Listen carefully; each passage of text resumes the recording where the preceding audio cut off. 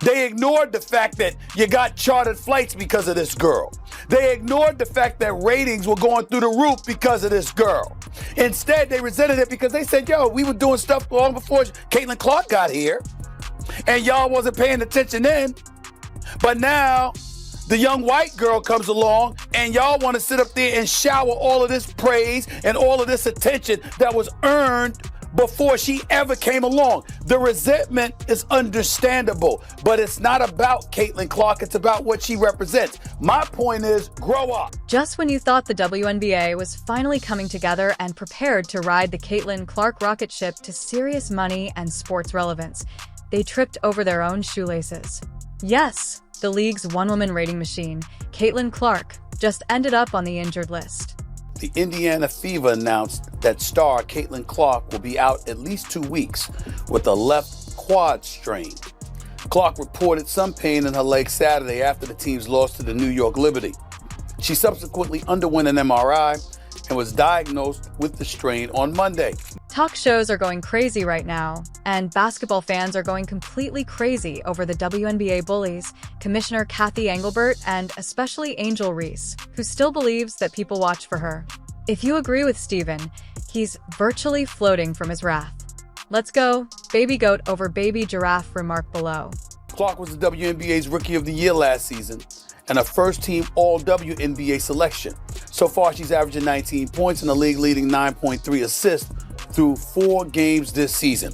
I could give a damn about that last part. I don't care about her leading the league in assists. I don't care about the points that she's averaging because I already know that the young lady can ball. She is special.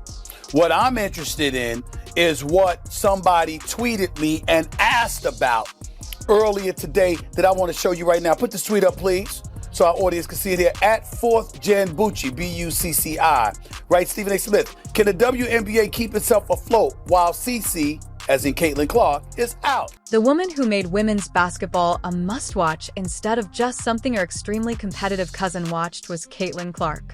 TV is currently sidelined for at least 2 extended Clarkless weeks due to a quad strain, during which the WNBA will attempt to pretend that everything is fine while the real product breaks down more quickly than Angel Reese's layup picture. Meanwhile, the league's top streetwear brand is suffering from a decline in TV ratings. Unfortunately, though, the celebration in the WNBA, it was cut short yesterday afternoon as WNBA players learned the harsh lesson, be careful what you wish for. Headline at the New York Post. Caitlin Clark sidelined with Indiana Felines announcing shock injury. Keyword, shock. This injury was shocking, but not for reasons that you may think. And Stephen Smith, ESPN's resident hype generator, was the first to go crazy about it. He didn't simply say anything. He went to DEFCON 1, while the league's other voices offered us their most courteous shrug. Everyone else is out here saying sweet nothings and acting as though Caitlin isn't the reason their direct deposit hit on time. But Stephen A. walked in like a human Molotov, burning down every poor move and poor choice that brought us to this point. Let's face it, someone had to do it. Fanatics also reported a 100% increase in sales for WNBA-specific merchandise. It started with Caitlin Clark. And so now that we know all of this, and we've known that for months, now we get to turn around and look and see what exactly is it that the league will do knowing that she's out for the next 2 weeks. I'm not saying I know for sure what's going to happen, but I have an idea. While WNBA execs were out to lunch attempting to pretend that Caitlin Clark isn't the one keeping the lights on, this man didn't just speak up.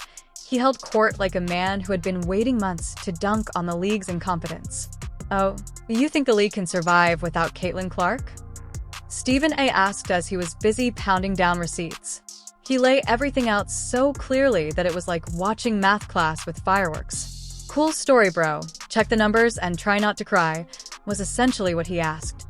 Thanks to Clark, Indiana led the league in attendance both at home and on the road. The Fever averaged 17,035 fans at home and over 15,000 on the road.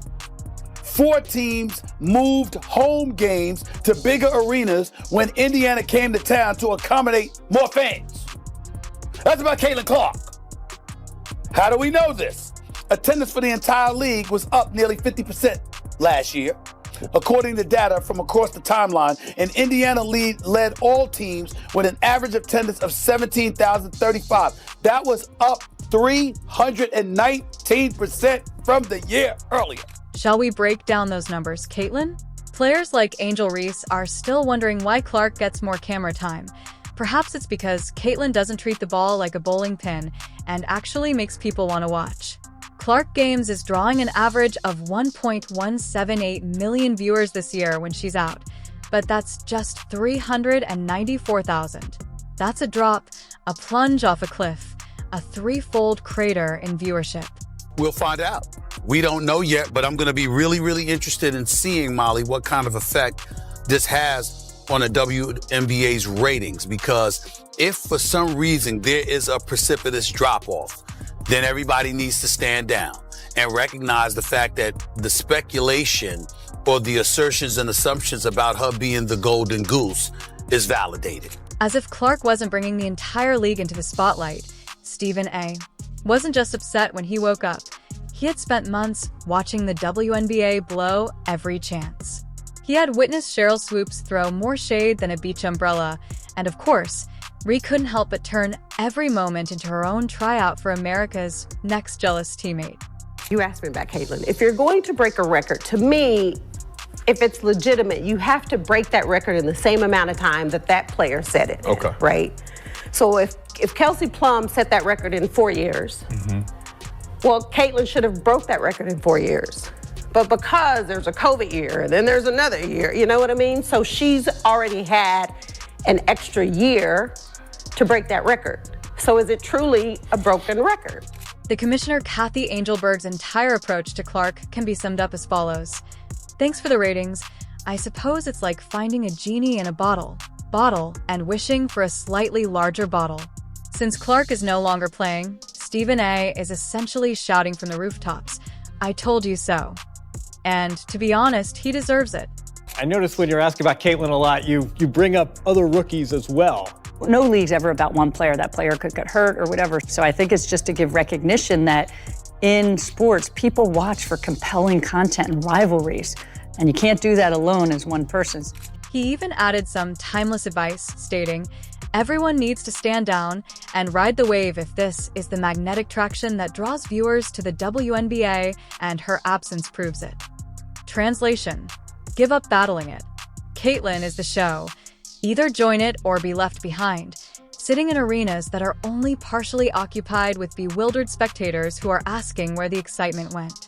Became the first rookie with at least 25 points, 5 assists, and 5 rebounds in a playoff game. That was Caitlin Clark. Became the 4th different rookie to play all 40 minutes in a playoff game. That was her. I'm looking at other things.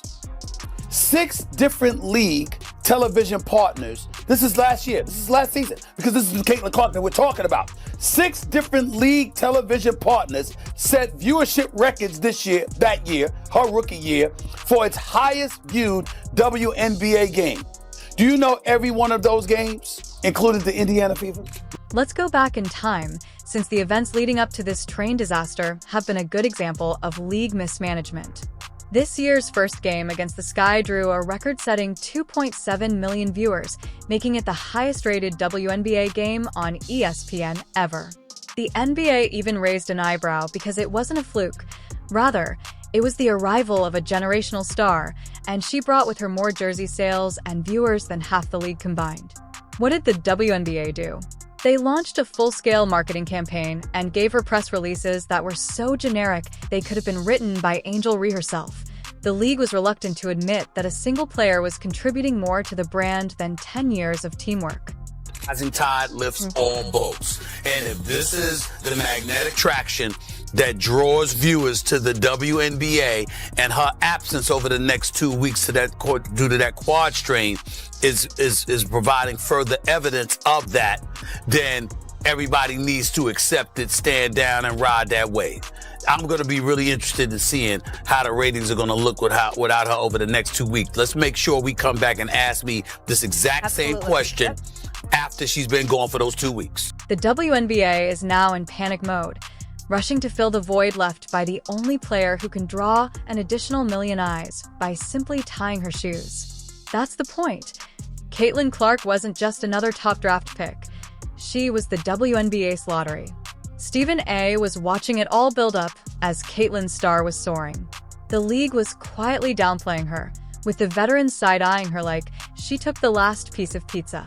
Stephen A. is sitting back and saying, "I've been telling y'all you can't build a castle and then act surprised when the queen moves in, even if they attempted to downplay it instead." Now that the ticket is temporarily out of circulation, they're finally realizing how much she's worth. We know what she brings to the table. But people wanted to hate because why? You had a bunch of players in this league that watched this young white girl come along and take the league by storm. And they resented it because they saw the marketing prowess that she had. They ignored the fact that you got chartered flights because of this girl. They ignored the fact that ratings were going through the roof because of this girl. Instead, they resented it because they said, yo, we were doing stuff long before Caitlin Clark got here. And y'all wasn't paying attention then. But now the young white girl comes along and y'all want to sit up there and shower all of this praise and all of this attention that was earned before she ever came along. The resentment is understandable, but it's not about Caitlin Clark. It's about what she represents. My point is, grow up. Bottom line, Stephen A. isn't just upset. He's giving the league the reality check it sorely needs. Clark is the draw, the face, the reason sponsors are calling, and if she isn't safeguarded, the WNBA has the golden goose and treated her like a regular bird, valued and elevated. This league will lose its moment, not just a player.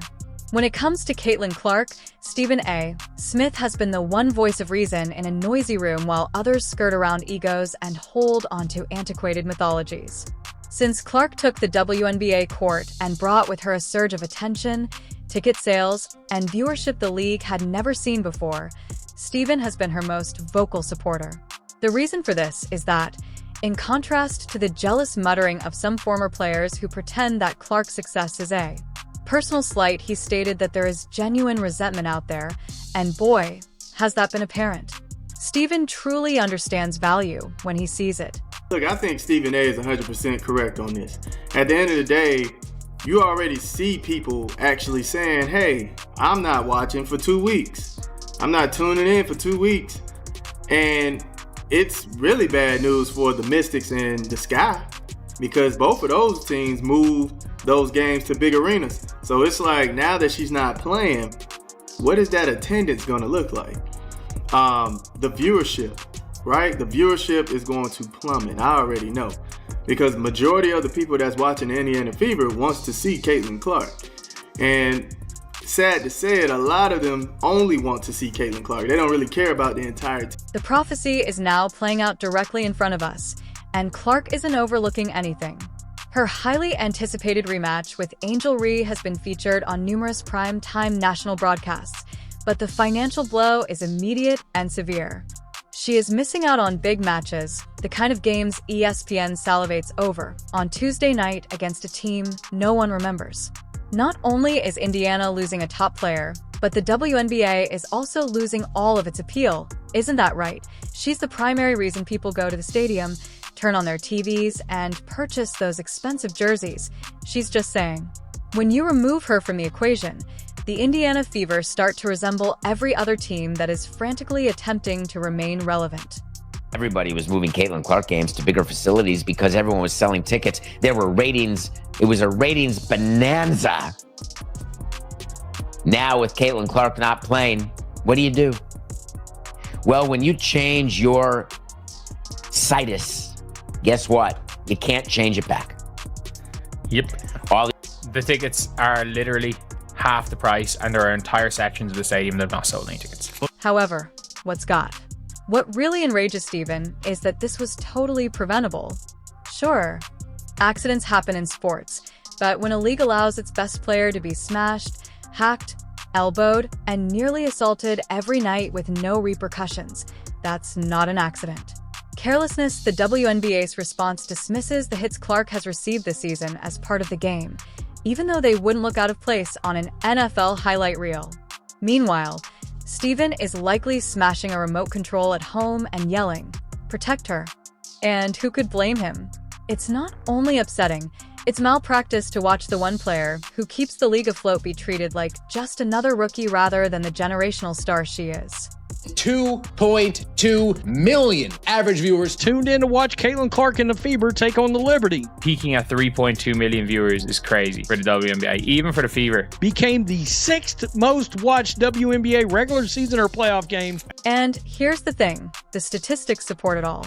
Clark even managed to attract 2.22 million people on CBS during a recent loss to the Liberty, which is the second highest WNBA rating ever on. It's unprecedented for the network to pull that kind of pull during a regular season game. But without her, those numbers will plummet like a rock picture.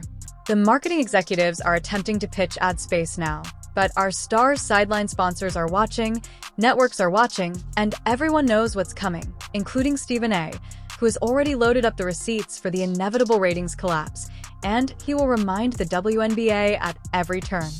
She came into the league last year with no break whatsoever between the college game and the pro game and did her thing. Ended up as an all-star, ended up being 4th in the league in MVP voting, was the clear winner for Rookie of the Year. No competition whatsoever in that regard when it was really all said and done. We know what she brings to the table. But people wanted to hate because why? You had a bunch of players in this league that watched this young white girl come along and take the league by storm. And they resented it because they saw the marketing prowess that she had. However, what hurts even more is that if the league had simply accepted the fact that Clark is the one behind this entire operation, it wouldn't have had to be this way. Things could have gone differently. But instead they minimized her success and pretended that it was a fluke or worse, something to be ashamed of. Meanwhile, Clark filled arenas, increased ratings, and completely altered the way people thought about women's basketball, and now that she's gone, everyone who laughed at her influence is going to realize how foolish they were. Higher television ratings, higher attendance figures. Ladies and gentlemen, that doesn't come courtesy of a league. It comes courtesy of the players that play in the league. And in her case, she was the most popular, which means she could have helped your bottom line, which means you should have seen that from day one and maximized it. But you didn't do it. People who had never paid much attention to the WNBA were suddenly watching it, and whole families were planning summer vacations around Fever because Clark wasn't just terrific for the league. She was transforming at games. But now that she is out, those same fans are already watching. Steven realizes what's really at stake. This isn't about a pulled muscle or a twisted ankle. Rather, it's about whether the league is wise enough to identify and support a once-in-a-generation star before it's too late. Steven is aware that the WNBA leadership won't acknowledge that Clark is the link between the league's troubled past and its potentially explosive future. Without her, they'll be forced to beg networks for airtime and hope that someone will attend the games. She is a walking advertisement, a highlight reel, a sneaker franchise, and now she is gone, and the link she created between women's basketball and the general public is being temporarily closed for repairs. That is a complete crisis, not simply a setback. You literally cannot make this up.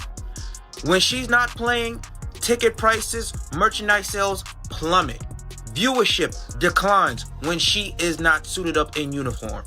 The numbers do not lie, guys. Caitlin Clark is the biggest box office attraction in the WNBA, period. Facts over feeling. And let's face it, given how she has been targeted, this whole situation could have been avoided. Cheap pictures, you would think that the league would have intervened to defend its most valuable player in light of the egregious fouls and borderline assaults. But instead they allowed her to endure beating after beating while hiding behind evasive rhetoric and toothless penalties. And now, with a bullhorn in hand, Stephen A. is yelling, "I told you so." Social media is ablaze with posts from fans declaring they won't watch another second of WNBA basketball until Clark returns, and who can blame them? If you started watching because of Caitlin Clark, why would you continue to do so when she's not there? Clark's fan base is furious, and many have already promised to boycott games until she returns while the league tries to control the damage. Without Clark, attending a WNBA game would be like ordering pizza and receiving a salad. The flavor and excitement have vanished, and the element that made it unique is no longer present. Became the first rookie with at least 25 points, 5 assists, and 5 rebounds in a playoff game. That was Caitlin Clark. Became the 4th different rookie to play all 40 minutes in a playoff game. That was her. I'm looking at other things.